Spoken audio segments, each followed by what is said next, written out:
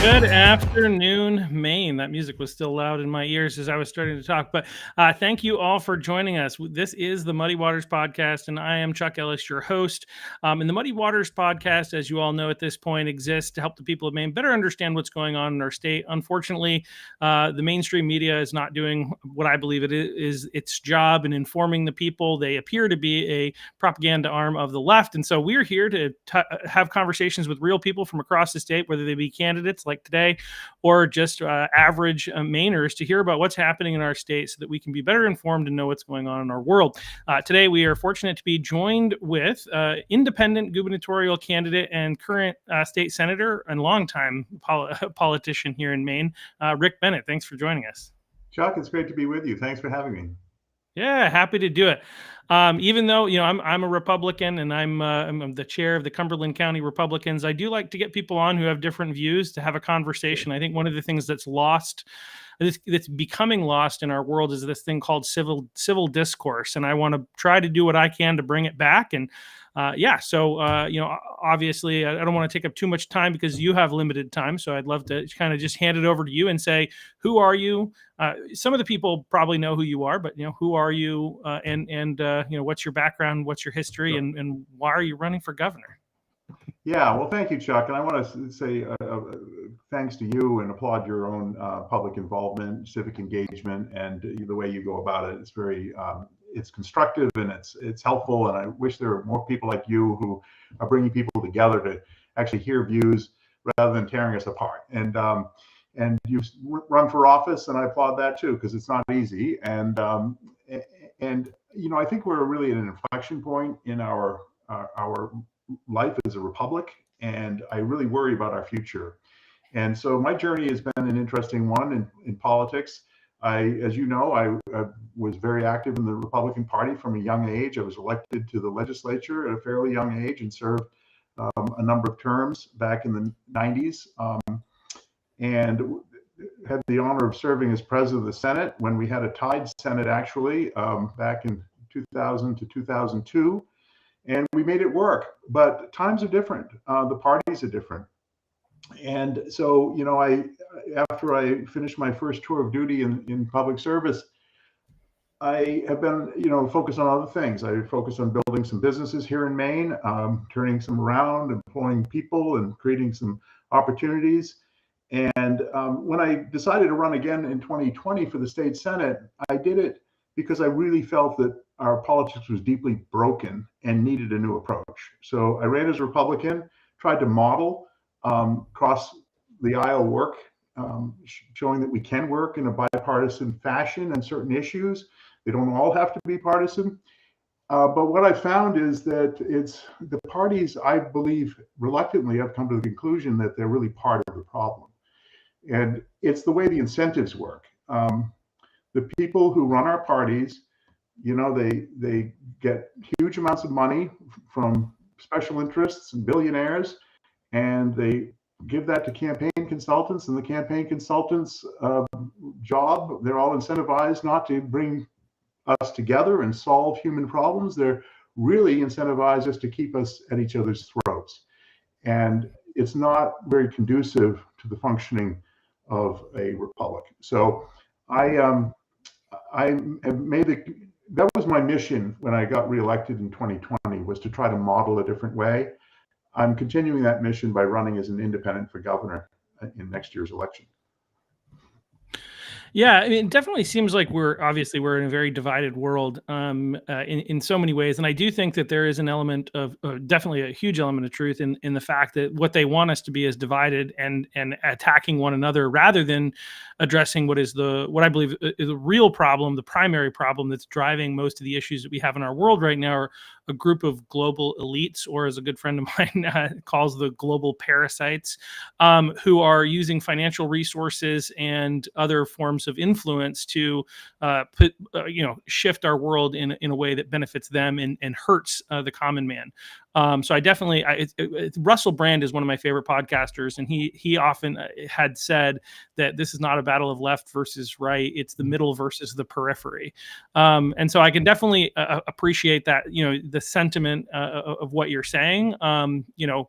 But at the same time, it seems like running as an independent in the midst of this challenging culture where everybody wants you to pick a side seems like a tall order, I'll say. Well, thank you. I appreciate the compliment. It is a steep hill to climb, but people are really ready for it. In my conversations with voters all across Maine, they people just want a governor who's going to work for them, not for the party. They're just not interested in that. They really, the wrenching issues that people in Maine are dealing with, housing, availability, the schools, the condition of our schools in terms of our the way that we're ranking in our performance and achievements for our students, energy costs. I could go on and on. There are a lot of issues, and they are issues where you need more voices at the table. You need to be inclusive. They're nuanced, they're sophisticated. They involve a cross section of interests, and they involve a cross section of business and politics and civic life. And that is where we need to get to. And we're not going to get to it by yelling at each other in our silos, and just like echo chambers. And I've tried to do that, and I've had some success on some of these issues at the legislature, but I really think that it's time and people are ready for a different approach to leadership, one that's really rooted in the values that unite us rather than the things that divide us. And politics these days have gotten to the point where it's all about division. It's all about turning out more of your side than the other side. It's all about, a lot of unpleasantness and sometimes hostility. And a lot of it's driven by fear. And fear is appropriate in certain circumstances, but we can't run our whole civic life in this beautiful country we live in based on fear. Yeah, well, and I would agree with a lot of what is used in politics to motivate people to vote for them, right, is fear. It's either orange man bad or, I mean, I think on the Republican side, I think there are ways in which people who, run as Republicans do participate in like, so I'm somebody who I often say I think there are problems on both sides. I think the problems on the other side are far greater than the problems on the Republican side, right? That's my opinion based on what I've seen. I think that there is hope. I think the Republican Party is something that if the right people get involved, we can help reform and move in a more positive direction. I don't think that there's much hope right now on the other side of the aisle. That's kind of where I stand right now. but you're getting to a place where I was kind of getting to, but what I've realized is that why is the aisle there anyway on all these issues? And what it does is it empowers just the people that you were talking about at the front end of your program. These elites, these oligarchs, these folks who are running our republic for their benefit, and they're often funding politics to keep people apart so that they can have the kind of rewards that they are seeking. And it's not really about us, the people of Maine. And that's what we need to return to. So I just say, maybe it's time to throw off the parties and try a different approach. People in Maine, once in a generation, come around and vote for an independent for governor. And they've done that, and they did that for Longley, they did it for King. And I think they're ready for it again because it's gotten to be a really difficult and sometimes even a dangerous place. The way that we're talking with each other in politics, the language that I hear used to be about, oh, we have disagreements. And then it turned into, well, we're adversaries. And then it's enemies. And then now it's almost like, well, these people, they don't share my views, so they're morally inferior. When you start casting judgments on people's morality, you get to a very dark place in politics. Yeah, no, I understand that there are some challenges there. At the same time, I do think that there are some things going on the other side of the aisle that are hard. It's hard not to call out from a moral standpoint. Obviously, I'm sure there are going to be areas where you and I are going to disagree. And I watched, so we might as well go there. This is one where I have a hard time. I'd love to find middle ground. I seek to do it. I get together with people who are independent, people who are Democrats, and try to find common ground. And there are areas where we're able to find common ground, but there are other areas where it's become abundantly clear to me that there are two sides, and like there really isn't a lot of middle ground. And one of those issues where I found it interesting because I knew that there was potential that you were going to run for governor back when there was rumors about it in an article that was written by the Maine Wire that you were going to potentially run as a Republican. And then, you kind of came out and voted against keeping biological males out of girls' sports, and then decided to run as an independent. And I thought it was a strange issue to be the issue one of the issues to kind of help differentiate you from the other people on the right, because it's an 80-20 issue where people generally speaking are on the other side of the fence from you. So I thought I'd give you an opportunity to respond, because it was very surprising to me. It didn't make sense.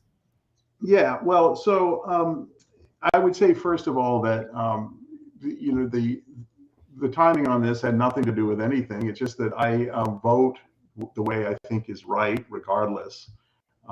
And I have to say that there's a long history in Maine when we have a question which is being adjudicated for the legislature not to involve itself in that issue.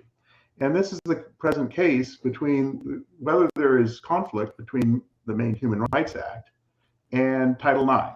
And that question is going to be taken up in federal court this coming spring. And I don't think it's appropriate for the legislature to weigh in on that, pending that outcome, because if there is a conflict, where does it sit? Does it sit in statute? Does Maine have to change its statute? Do we have to change some regulations? Does the Maine Principals Association have to do something differently? I thought it was premature for the legislature to be weighing in on this topic.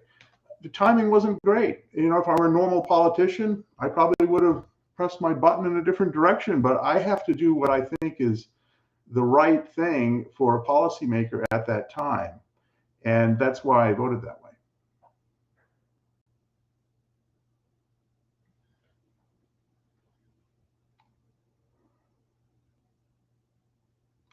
Did I lose you, Chuck? I'm here.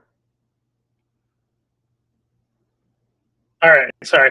I was having some technological challenges with my my microphone, so I think. Okay. All right, and I just switched back. I don't know what happened. My computer just did something, and so I kind of missed. I was trying to fix that. I missed the end of your response. Yeah. So it sounds like essentially, because this isn't exactly what I think you said on the Senate floor, but part of your argument right now is essentially. And I'm not trying to call you out. I remember I listened to it a while ago, and I don't remember like the comment being focused on the fact that we want to wait and find out how this is all going to be weighed in on. Like just from my perspective too, I look at this and but the legislature are the ones who get to determine what the laws are, though, right? So like, couldn't you guys? Isn't it your purpose and place to create the laws? And that's where the Maine Human Rights Act came from, is from the legislature amending an already existing law. Those bills sought various changes in Maine law, some of which were wholesale changes to Maine Human Rights Act. I believe that this is an area where we have to tread very carefully when you're talking about human rights. And the courts, this question is before the courts. If there is something that the state has to address when it goes through the court system, then the state can address it, and they can address it in an appropriate fashion.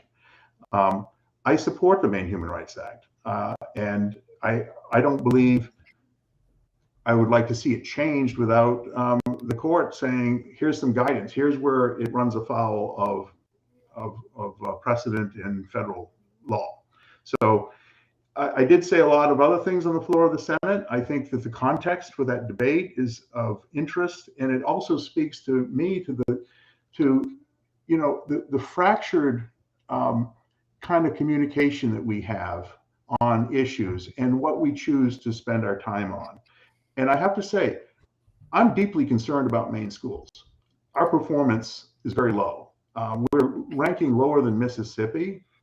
And I wish that we would spend as much energy talking about fixing our schools as we do about other issues, because that's really core. Same thing with energy issues, the business climate. These are core issues. There's been a lot of conversation about housing. One of the reasons I asked to serve on the housing committee this past year was I actually saw that there was an opportunity for the the right and the left to come together. So the Republicans were saying, yeah, maybe subsidies should be part of the solution. Maybe it's just not a market-based thing. And the Democrats I heard saying, like, maybe regulations are part of the problem here. Maybe we should relax some regulations, which I thought was the basis for maybe bringing some people together to actually have some movement on housing. And so I've been leading on that issue. I put in a number of bills that came to my committee and to the appropriations committee on housing, because I look for areas. I think it's really useful for all of us to examine ourselves, where we are and where we can contribute the most. And so I've been doing that in the legislature. I've done that in business. And what I've learned about myself is that I like to fix broken things. And the businesses I'm involved in, I was an investor in a small company. We had $2 million in revenue and $3 million in expenses. That's not a recipe for success. My partners asked me to come on board and try to turn it around. And we did in a couple of years. And then we merged some other companies into it, and we sold the company back in 2014. I've been involved in a couple other businesses in Maine. I was on the board of GWI, who went through multiple transitions as Maine's first domestic internet service provider back in 1994. It was 31 years ago.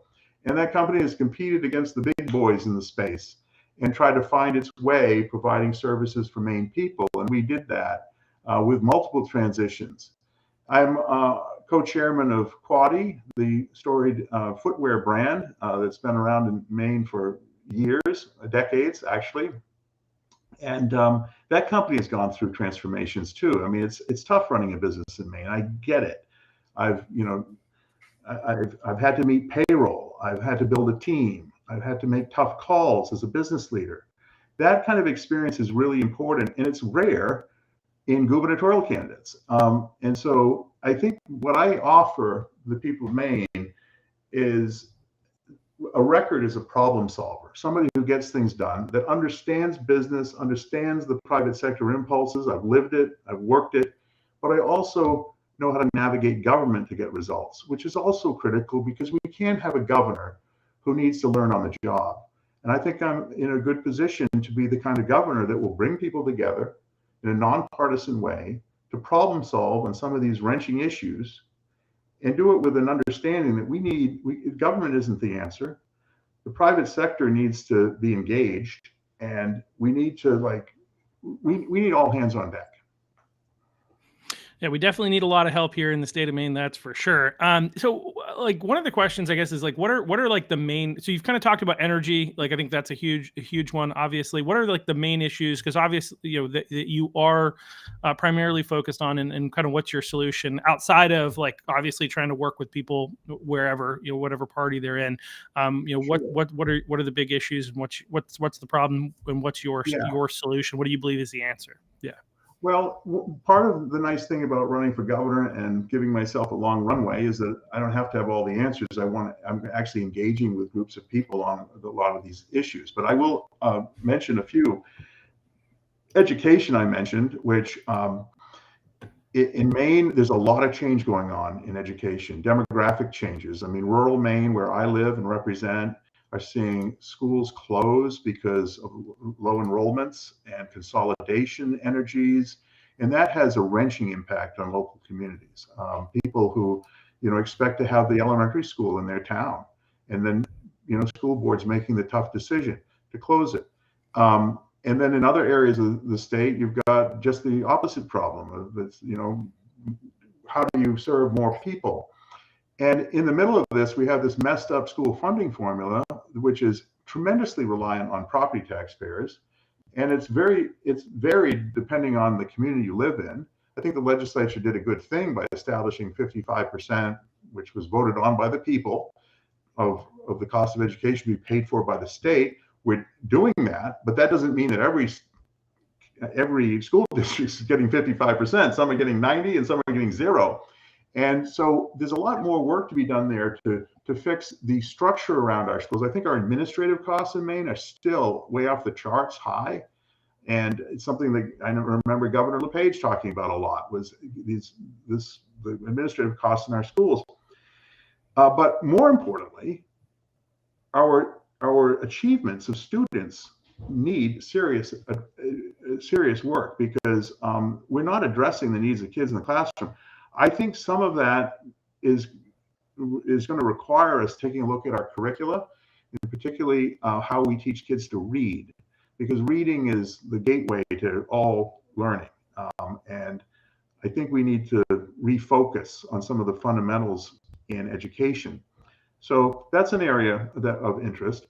Our energy real quick, just for fun, because I think I'm going to assume you won't agree with this statement, but Pender Macon, who's in charge of the Department of Education here in Maine, is on the record as saying that we actually don't need to worry about reading, writing, and arithmetic, because we need to focus on SEL, and we have AI.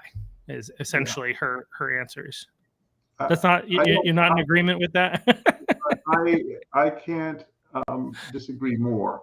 I have to say that who should be running our life? Should we be running AI, or should AI be running us? The thing with AI is you have to be smart enough to be able to use it. You have to have a base level of knowledge and understanding and problem solving skills, which you don't have if you don't learn math. First of all, math and English are both things that force you to solve problems as well as writing, right? And so these things, in addition to all the other subjects, so it's absolutely absurd. But that's one of the things. Yeah, you know this because this is what you do in your podcast, and you know that the most important thing is to be able to ask good questions, right? And that's what a leader does. You do it. I do it. I actually like being in legislative committees and asking questions, because that's where learning happens. But also, it's so fundamental to our democracy that people are able to ask questions and raise them. One of my biggest challenges serving in today's legislature in Maine has been the complete utter failure of our committee process to function well, so that members are asking questions, learning, getting to results. And increasingly, it's turning into Washington, D.C., where you watch a congressional hearing and it's all about giving speeches, not learning and asking questions. So you're right about AI. We need to be smart enough to ask the right questions for us to use it as a tool, rather than to be manipulated by it and whoever's behind it. So yeah, I agree with that. And I know time is short, but energy is a huge area, which we've gone seriously off the rails in energy. I mean, I support renewables. I think but the fundamental truth is we need to quadruple the capacity on our grid in the next 30 years in order to keep pace with the economic needs and the life needs of Maine people. And we're not set up well to do it. We've got, 2 large investor-owned utilities who we rely on to manage the grid. Their incentives are not really to manage the grid well. Their incentives are elsewhere, to put profits, much of which go out of the country. Unhappily, Versant is owned by the city of Calgary, Canada, and CMP is owned by Iberdrola, which is a big Spanish conglomerate. We do have some local community-owned utilities that serve 96 towns in Maine, and they're doing a much better job than the investor-owned utilities. They're delivering power at 53% the cost. They're much more reliable, and that's really what you want in a utility. And then you have, in addition, all of the politicization of energy and all these requirements, which is passing the buck for social policy to a lot of longstanding Maine businesses we're asking these businesses to electrify, to lean in to more electricity, but then we're making them pay rates to subsidize out-of-state owners of these renewable developments. And we need to get this right. And there's been some movement in that. I think there's farther to go. And it really requires gubernatorial leadership to bring people into the room and say, guys, this ain't working, and hammer out a solution.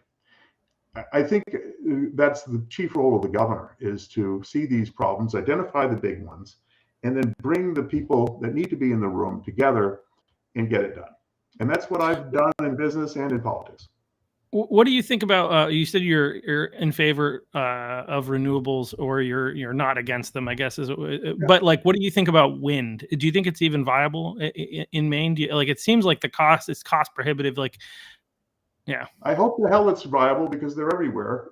They're on mountaintops all across rural Maine. You know, Maine has not been very wise about using getting a good deal for Maine people in all of these renewable developments. And it's one of the reasons I opposed this CMP corridor, is that we're changing Maine law, violating Maine's constitution, in my belief, to build a power line that serves Massachusetts people. And what was the reward for Maine people? Not a hell of a lot. And I just think that if you're going to lean into these sorts of big transmission projects or big energy deals, we need a government which is robust and strong enough to stand up and say, look, you're going to do this. It's going to be a good deal for Maine people. And it would be good to have a governor that's able to do that, has the experience in business, also understands the levers of government to make sure that happens. Well, we definitely need change in Augusta. We can't have the same old regime or the next version of it. So whether I guess what I'll say is, like, I'm the chair of the Republicans, so I'm going to be supporting a Republican. But if the Republican doesn't win, I'd prefer you over the other side, is what we'll say. We'll say at this point. Well, we don't know who the candidates are yet, so we don't. There's a lot of them. I appreciate that, and what you do in the privacy of the ballot booth is your business. It sure is. I'm not endorsing any candidates at this point. Anyway, but I appreciate you taking the time to come on. If people want to find you and find information about you, where can they do that? Yeah, our website is bennettforgovernor.com. That's Bennett with 2 N's and 2 T's. Bennettforgovernor.com. We've got some information up there now. It's going to grow over time, and I'd ask people to just sign up so that they can keep in touch with what our campaign is doing, and we can keep in touch with them. Well, once again, thank you for coming on. I appreciate you, coming on, because one of the things that's really important to me is people understanding and knowing what their options are, even if that means they're hearing from somebody who I don't 100% agree with on everything, and which I really don't 100% agree with anyone on anything, exactly. But on everything. So, well, yeah. I'm delighted to be your guest today, Chuck, and thank you very much for the invitation. I look forward to future conversations. All right, sounds good. Well, I know you're going to get going, so I'll close out the show. But thank you for taking the time to come on, and we'll see you sometime in the future. Thank you, Chuck. Nice to see you. You're welcome. All right, so that was Rick Bennett. Thanks everybody for watching.